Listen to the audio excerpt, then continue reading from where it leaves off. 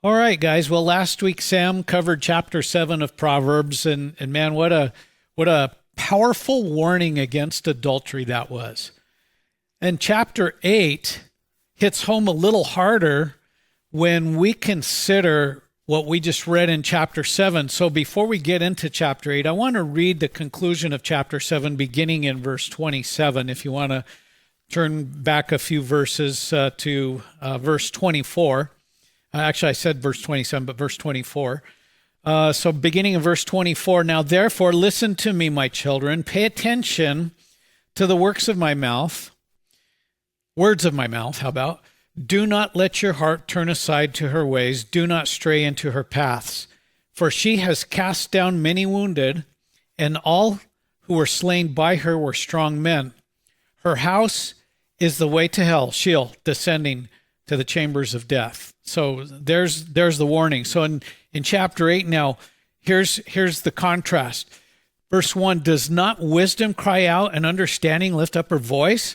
She takes her stand on the top of the high hill or the high places beside the way where the path meets. She cries out by the gates at the entry of the city and at the entrance of the doors. So, Sunday, this last Sunday, we were looking at the church of Sardis in Revelation, and we talked about how it was situated on this mountaintop fortress overlooking a junction where 5 highways came together. And so this junction where the paths met would be the point where everyone would pass in their journey. And so this is the way wisdom is seen, is that she is crying out at this place in this intersection. And so the root of the problem when we looked at Sardis was that there was the temptation of Sybil worship there, which involved a lot of sexual immorality. Now but the gates of the city were, in any city in this day and age, functioned like our halls of government where legal matters would be decided.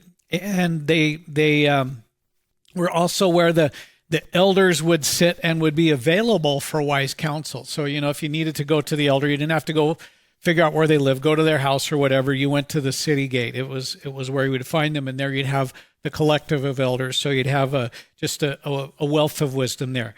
Now, as in previous chapters, though, wisdom is personified here as a virtuous woman in opposition to the adulterous woman. And so that's really a predominant theme then throughout Proverbs.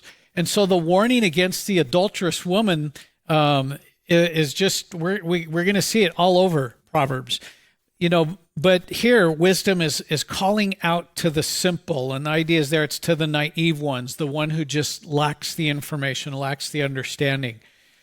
And so wisdom is crying out then to everyone who passes by, the way the proverb is putting it. Now, James chapter 1 tells us this. It says, if any of you lack wisdom, let him ask of God, who gives to all liberally and without reproach, and it will be given to him. But let him ask in faith with no doubting, for he who doubts is like a wave of the sea driven and tossed by the wind. For let not that man suppose that he will receive anything from the Lord. He is a double-minded man, unstable in all his ways. So the idea here, though, that I wanted to get across mostly is that wisdom is there for anyone who asks for it. For those that cry out for wisdom, it is available. So it's not the property of the wise. It's given from God to make wise the simple for all who will receive it. And Psalm 19, verse 7 tells us that the law of the Lord is perfect, converting the soul. The testimony of the Lord is sure, making wise the simple. So we see that the word is the source of wisdom for us. Continuing in verse 4, it says, to you, O men, I call, and my voice is the sons of men. O you simple ones, understand prudence, and you fools, be of an understanding heart. The simple ones are those who either are those who are unaware or just don't understand. And so, and it's not anything derogatory. It's just saying, you just are unaware. But the fool, on the other hand, has been taught. He has the information in his head, but he has failed to take it to heart and has chosen not to apply it. And so that's the difference. The simple needs prudence. He just needs good judgment based on learning the truth. Verse 6, listen, for I will speak of excellent things, and from the opening of my lips will come right things. For my mouth will speak truth. Wickedness is an abomination to my lips. All the words of my mouth are with righteousness. Nothing crooked or perverse is in them. They are all plain to him who understands, and right to those who find knowledge. And of course, this is still wisdom speaking. So wisdom promises to speak excellent things, right things, and truth with righteousness.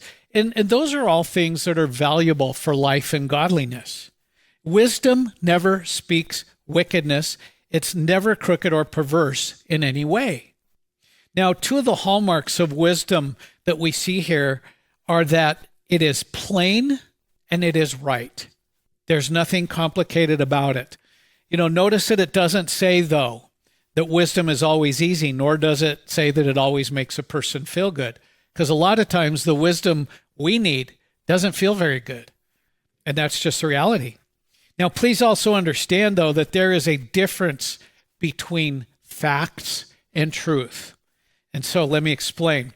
So facts are basically, they come from raw information that is accurate. That's what a fact is. But a fact can be presented in such a way so as to deceive. Right now, we are in an election cycle, and the political ads I am hearing are all bashing the other candidates instead of telling us their plan on how to fix things. And so these ads are telling us how the other candidates voted against South Dakotans to raise their taxes. Everybody's saying that about the other candidate, but the truth is that either way, we're going to pay more taxes. It's just a matter of how we will.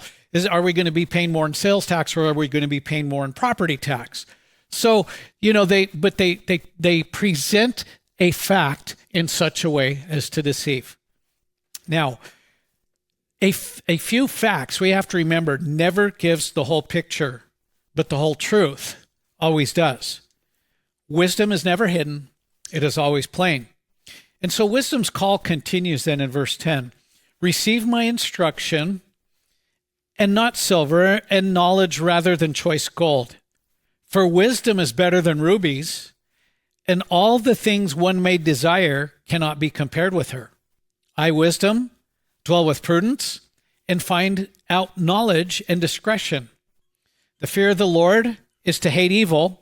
Pride and arrogance and the evil way and the perverse mouth I hate. And we can all sit here in Sioux Falls on Wednesday night and nod in agreement that wisdom is better than precious metals or gemstones, especially if we don't have any precious metals or gemstones. But if I held out in my hand a 100-ounce brick of gold, that's worth about $450,000 today.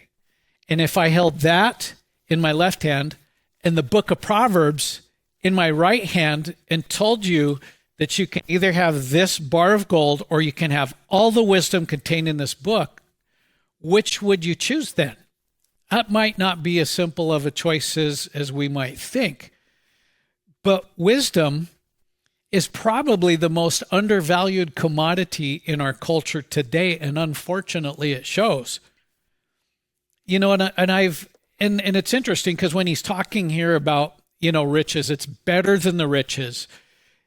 I have found that the two groups of people who stress out the most over money are the very poor and the very rich. I found that the very poor are trying to figure out how to gain wealth, and the very rich are trying to figure out how to keep it. The very poor are often the ones who fall for multi-level marketing schemes, bad investments, hoping to get rich quickly, and deception, and they do it just out of desperation.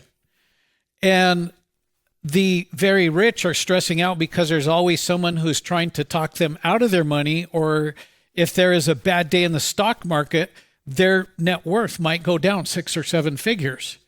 So they're often stressed about that. And I have noticed that of the very wealthy people I know, I seldom see them just happy, just enjoying life, because there's always so much weighing on them.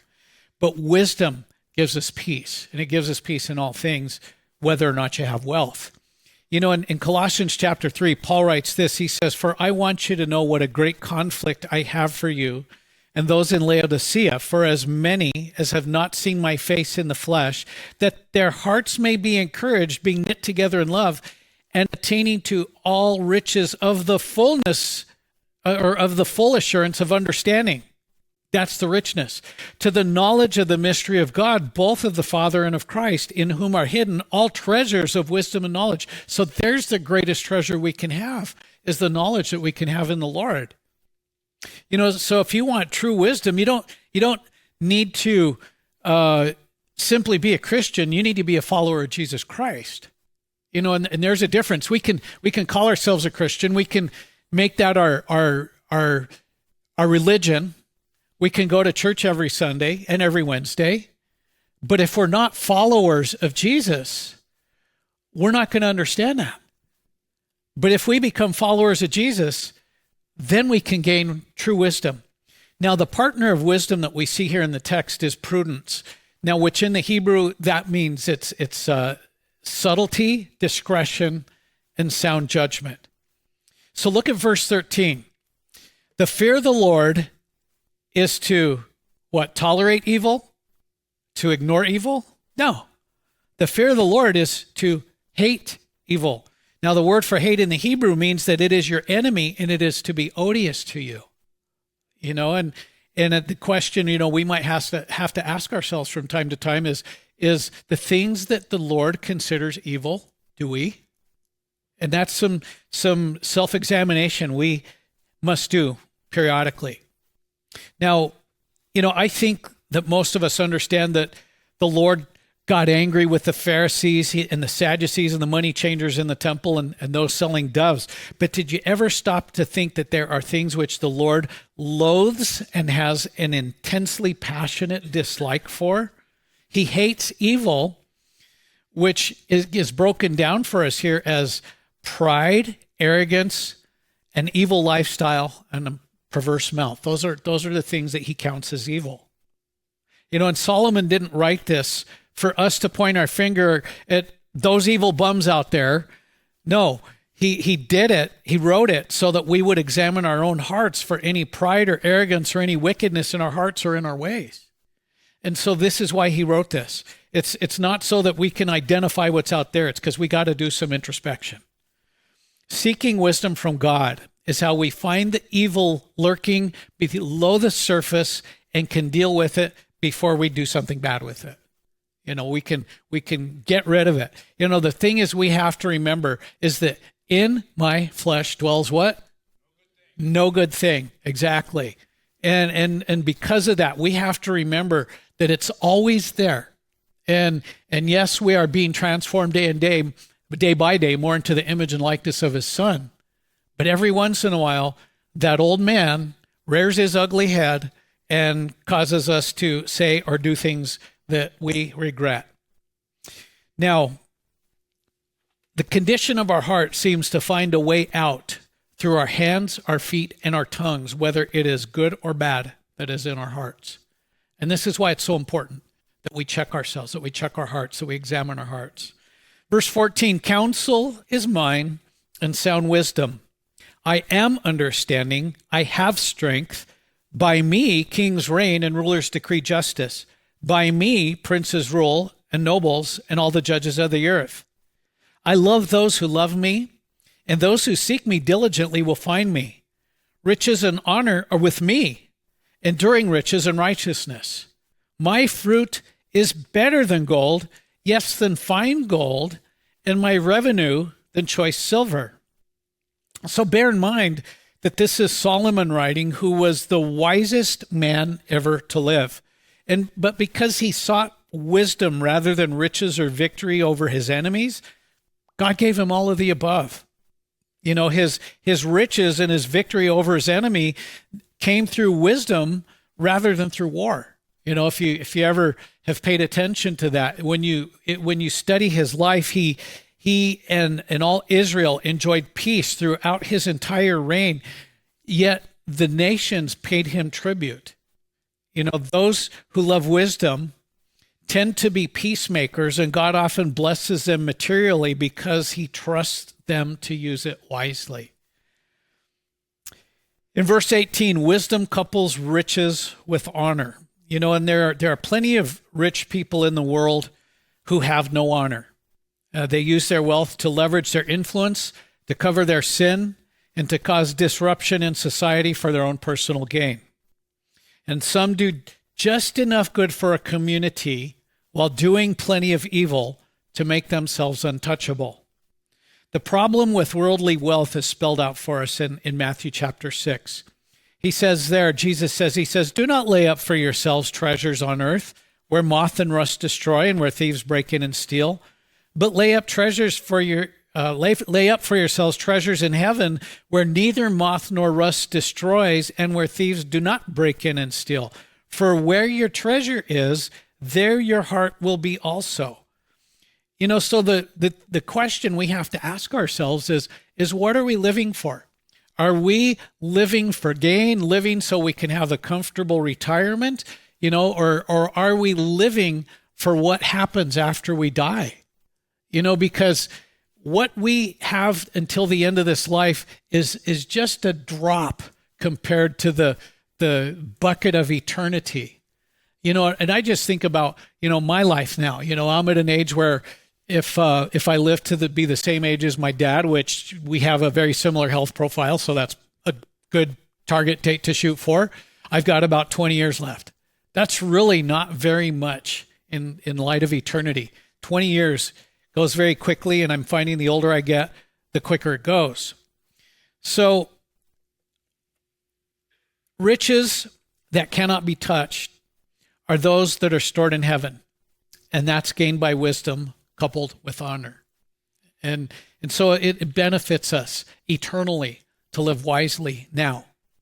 Verse 20, I traverse the way of righteousness in the midst of the paths of justice, that I may cause those who love me to inherit wealth, that I may fill their treasuries. So wisdom is seeking us out, and her desire is to bless us. Sometimes that's materially now, sometimes it's spiritually for eternity. And I here's what I found in my own life, that when I quit seeking my own benefit, my own gain, and I put the Lord first, he blesses me well beyond my expectations. But I've also found that the real blessing didn't come in gaining more of anything. The real blessing came in learning how to be content with what I have. In fact, God has almost always blessed me with more materially or ministry when I have first become truly content with what he has already given me. The more I strive for more, the more unattainable it becomes. And I can't think of any way that I can make my life better than what he has already done for me, and it's just learning contentment. Now, does that mean I am content every minute of every day? No, I have my moments. And, there are times when I become dissatisfied with things, and then what happens? Well, then I'm not content and I'm not enjoying that blessing. But when I learn to say, God has given me far more than I deserve, he's been far better to me than I deserve, then I can become content and I can truly enjoy what he has done for me. Verse 22, the Lord possessed me at the beginning of his way, before his works of old. I have been established from everlasting, from the beginning, before there was ever an earth. When there were no depths, I was brought forth. When there were no fountains abounding with water, before the mountains were settled, before the hills, I was brought forth. While as yet he had not made the earth or the fields or the primal dust of the world. So in Isaiah chapter 40, God asks a question. He asks this. He says, who has measured the waters in the hollow of his hand, measured heaven with a span and calculated the dust of the earth in a measure, weighed the mountains in a scale and the hills in a balance? Who has directed the Spirit of the Lord, or as his counselor has taught him? With whom did he take counsel, and who instructed him and taught him in the path of justice? Who taught him knowledge and showed him the way of understanding? See, God possessed wisdom before anything was ever created. You know, wisdom is eternal because God is the possessor of all wisdom. You know, and this is one of those things that it's impossible for our finite minds to comprehend God's existence from eternity past before anything was ever spoken into existence by him. You know, and so, you know, I just think about the first two words in the Bible in Hebrew are Reshith Elohim, in the beginning, God. In the beginning, God. And that's something that's even hard for us to comprehend, because, you know, we can think about eternity future, because we can look forward and say, you know, I will live forevermore. It's just a question of where. Am I going to be in heaven or am I going to be in hell? Well, if you've given your life to Jesus Christ, you don't have to wonder that. You're going to be in heaven. But the thing is, looking back, it's hard to look back to not only before we were born, but we can look back to the beginning of Genesis and to realize God existed even before that in his fullness. There was nobody that had to teach him. There was nobody that created him. That's nearly impossible for us to comprehend. You know, and when we look at some of the things he talks about here concerning the earth in the Proverbs, 70% of the earth's surface is water. And, you know, and he talks about the primal dust. You know, when I look at my bookcase at home, I feel like I'm constantly at war with dust. But did you know this? You know, and if you think about it, you know, there's some people that are allergic to dust, right? Okay. But did you know that dust helps purify the air? I just learned that today. See, dust is floating in the air. And when it does, it creates static electricity, which causes condensation. And the static electricity causes lightning in the condensed air, which converts oxygen into ozone and purifies the air and causes it to rain. And so that's why the air always smells so fresh after the rain, because it gets the ozone treatment and then all the dust gets washed out and then the cycle starts over again. So it's pretty amazing. So, you know, when you think about all the dust you have to deal with, it actually serves a purpose. You know, and that to me is just like, now I don't have to clean my bookcases, but I wish. But verse 27, let's move on. When he prepared the heavens, I was there. When he drew a circle on the face of the deep, when he established the clouds above, when he strengthened the fountains of the deep, when he assigned to the sea its limit so that the waters would not transgress his command, when he marked out the foundations of the earth, then I was beside him as a master craftsman, and I was daily in his delight, rejoicing always before him, rejoicing in his inhabited world, and my delight was with the sons of men. So verse 24 through verse 31 puts in statement form God's challenge to Job in verse 38 of the book of the Bible by the same name, which, by the way, is one of my favorite chapters in all the Bible. We don't have time to read there, but to me, it's like if you ever start to think you know something, read Job chapter 38, and it will help get your perspective recentered correctly. But verses 24 through 31, covered that already, but one of the things that we see in that chapter, though, and in chapter 39 as well, is that our knowledge, our understanding of things is very limited because we weren't there. We don't know who established the foundations of the mountains in the ocean. We don't know these things. We don't know how God determined the boundaries of the sea. And that alone should be enough for any of us to surrender our will to his, because he knows what is best for us. He's put things into motion for our preservation and our benefit that we can't even comprehend.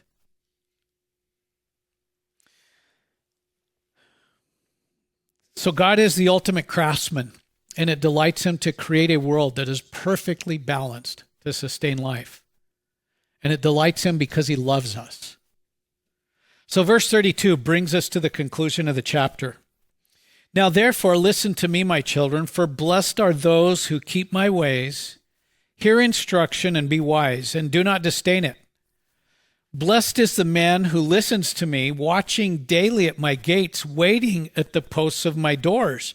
For whoever finds me finds life and obtains favor from the Lord. But he who sins against me wrongs his own soul. All those who hate me love death. So a perfect case is built in this chapter of Proverbs as to why it benefits us to surrender our will to his. And the Lord loves us, and he truly knows what's best for us. And you know, the one we always hurt when we spurn wisdom is ourselves. Now, we might also hurt others, or we might not, but we will always hurt ourselves by spurning wisdom. Now, unfortunately, Solomon's life served as an example that it is one thing to have wisdom and another to apply it in one's own life. Chapter 9. Wisdom has built her house. She has hewn out her 7 pillars. She has slaughtered her meat. She has mixed her wine. She has also furnished her table. She has sent out her maidens. She cries out from the highest places of the city, whoever is simple, let him turn in here. As for him who lacks understanding, she says to him, come eat of my bread and drink of the wine I have mixed. Forsake foolishness and live, and go in the way of understanding. So this call of wisdom is in contrast to chapter 7, where we read beginning in verse 10 about the other woman's feast.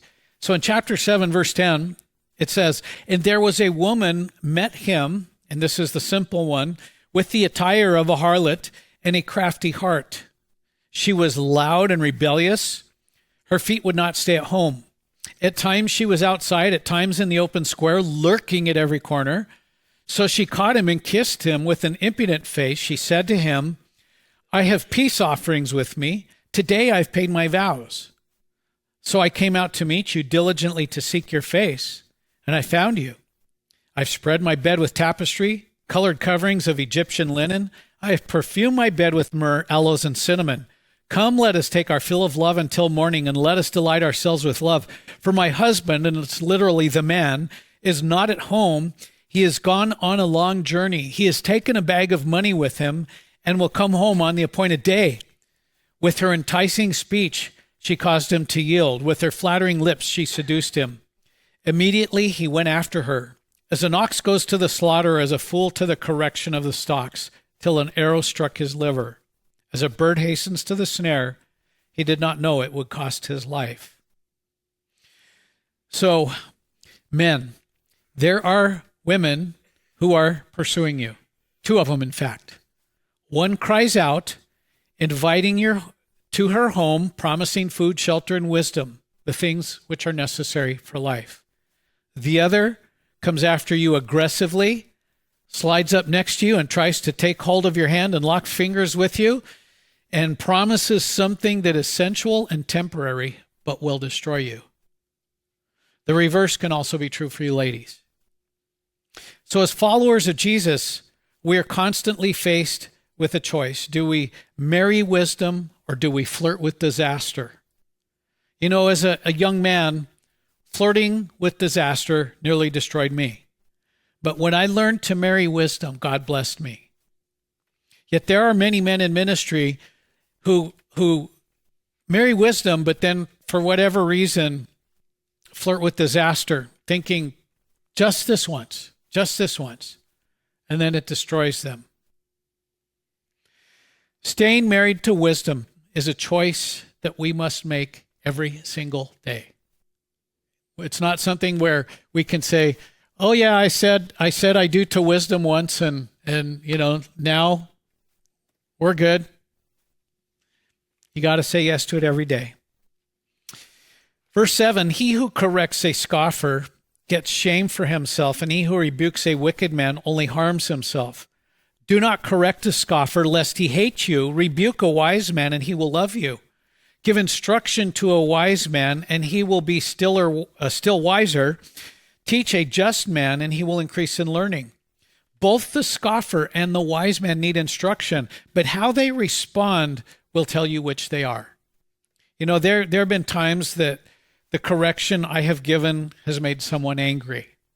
And when correction is received, it may hurt, but how you react and what you do with it determines whether you are a scoffer or whether you are wise.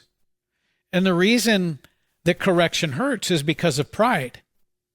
There's a Jewish proverb that has broad application, but it applies here.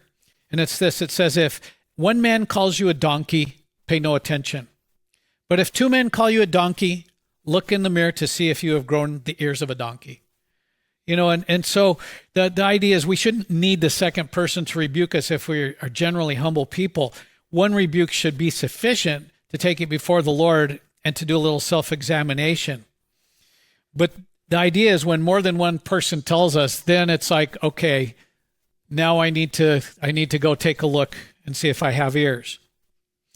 The scoffer wants to keep his pride intact, but the wise person realizes that he has been prideful and that God hates pride, so he realizes that he needs to put his pride to death. That's what the wise man does. And when pride is put to death, then the heart is freed up to receive instruction. Verse 10, the fear of the Lord is the beginning of wisdom, and the knowledge of the Holy One is understanding. There's a verse worthy of memorization. When we look at the culture today, it is evident that it is lacking in the fear of the Lord. And this is why there's all manner of sexual sin, including that which God describes in his word as an abomination to him.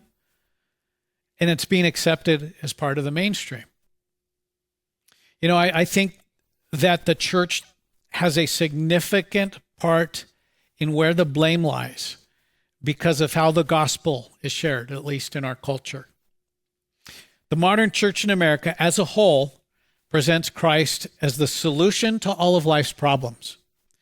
We are quick to tell others how God wants to bless them. But what the church is hesitant to say is that God is holy, and there is a great gulf of separation between us and him because we are fallen both morally and positionally with him apart from Jesus Christ. And what caused me to come to Christ wasn't the intellectual understanding that God loves me. What caused me to come to Christ was the understanding that Christ was coming back to judge the wicked, and he could come back at any moment. And that is when I figured out that I needed a Savior. I needed Jesus, and I needed him right then. And that's really what brings people to Christ, is understanding that God judges sin. And he judges it one of two ways. He either judges it when we stand before him, or he's already judged it on the cross of Christ. And when we give our lives to Jesus Christ, it is already judged. But when I gave my life to Jesus, I knew that I could not risk waiting until the last moment to give my life to him. Do any of you know who Scott Adams is or was? He was the guy that did the Dilbert cartoons. You guys remember Dilbert? Okay. Well, he was also a conservative podcaster. And because he's a conservative podcaster, he had a lot of Christians following him. Well, he contracted cancer. And at one point, he decided he was going to commit suicide. He changed his mind, felt like the Lord had urged him not to. He's not a believer. But he kept saying, people keep telling me I need to receive Jesus Christ. I need to receive Jesus Christ. I will wait until I know I'm dying. Which is what he did. Just on his deathbed, he said, I confess Jesus Christ. I don't remember, but the question is, was it here or was it just here? And so we don't know. The Lord knows. He knows now. So we have to take this seriously now, if you haven't given your life to Jesus Christ. It was coming to him in fear and repentance that I began gaining the knowledge of the Holy One. Because I wanted to create God in my image. I don't think God would do that.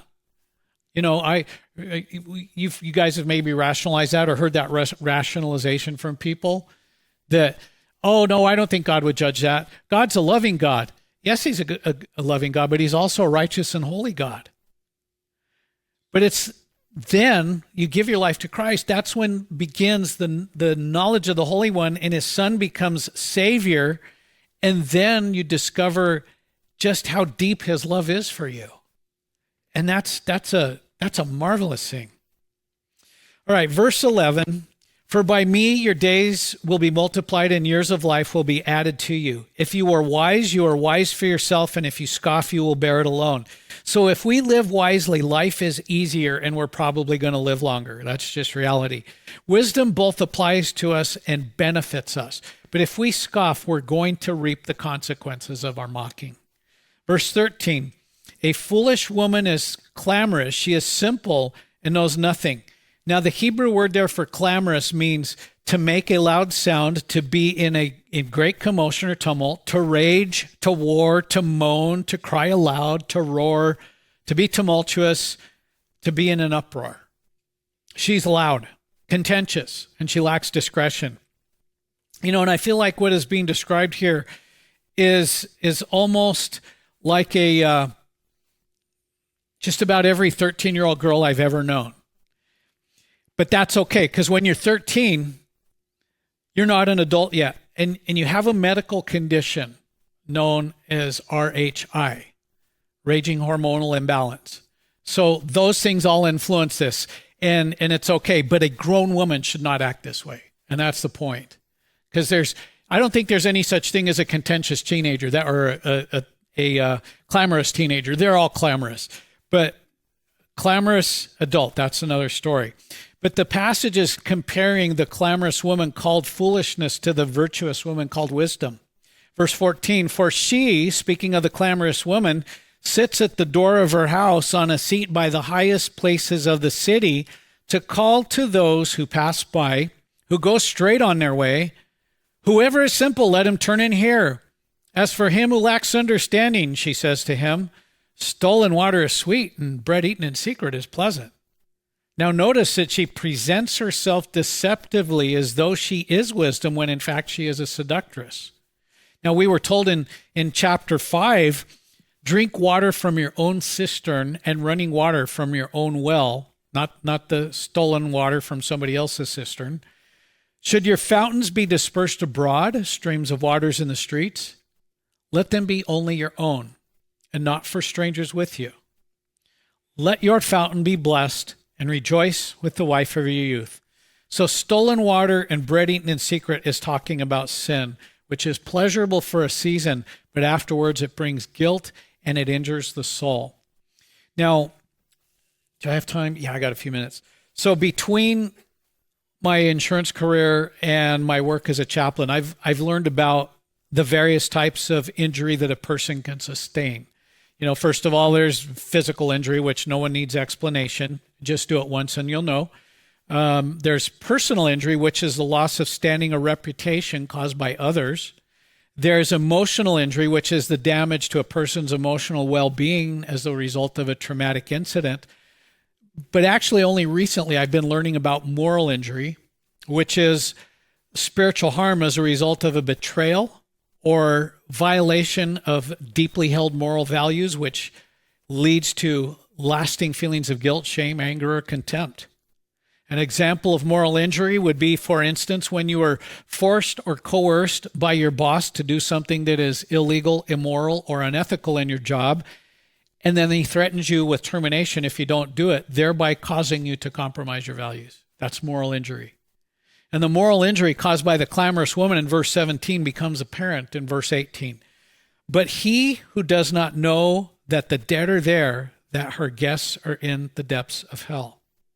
Now, Sam made the statement last week that the devil looks good in heels. As soon as he said that, my wife sitting next to me, my wife said, the devil wears Prada. You know, 2 Corinthians 11 tells us that Satan transforms himself into an angel of light. So temptation never looks or smells like a warthog. Temptation looks nice, acts nice and has a soft voice and smooth lips, but evil lurks below the surface, and its intent is to destroy you. So just some real quick application, and it's really pretty simple from Proverbs, because Proverbs is application. And what is it that I want you to get out of the book of Proverbs? What do I want you to get out of study? 2 words. There it is, marry wisdom. And there's another one. It's another 2 words. I haven't taught you this one yet, but it's avoid temptation. Why? It's because it leads to death. Marry wisdom, avoid temptation.